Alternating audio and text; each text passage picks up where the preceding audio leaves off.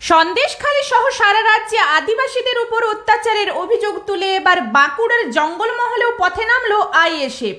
সোমবার ওই সংগঠনের সদস্যরা খাতড়া পাম্প মোড় থেকে মিছিল করে মহকুমা শাসকের দপ্তরের সামনে পৌঁছান।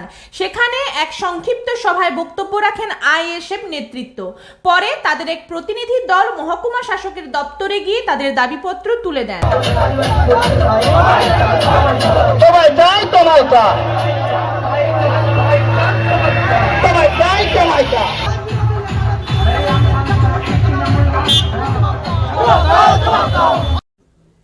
আইএসএফ নেতৃত্বের তরফে বলা হয়েছে, সন্দেশখালী সহ রাজ্যে আদিবাসী ও মহিলাদের উপর বর্বর অত্যাচারে নামিয়ে আনা হয়েছে।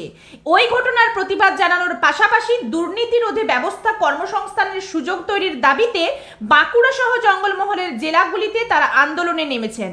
অবিলম্বে দাবি পূরণ না হলে দলীয় নির্দেশে ফের আন্দোলনে নামবেন বলে তারা জানিয়েছেন। আজকে সারা রাজ্যে সন্দেশখালীর ঘটনা আপনাদের কারো অজানা নয়।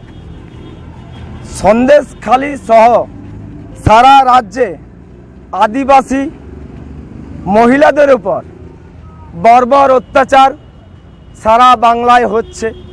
সেই অত্যাচারের প্রতিবাদে আমাদের দল ইন্ডিয়ান সেকুলার ফ্রন্ট তথা আমাদের বিধায়ক নওশাদ সিদ্দিকী সাহেব দিকে দিকে এই আন্দোলন গড়ে তুলেছেন এবং এই প্রতিবাদ আমরা জানানোর জন্যে সারা জঙ্গলমহলে আজকে বাঁকুড়া জেলায়, পুরুলিয়া জেলায় এবং মেদিনীপুরের জেলায়, ঝাড়গ্রাম জেলা সহ আমরা এই প্রতিবাদ ধিক্কার মিছিল করছি এবং মাননীয় এসডিও সাহেবদের কাছে আমরা কিছু স্মারকলিপি প্রদান করছি।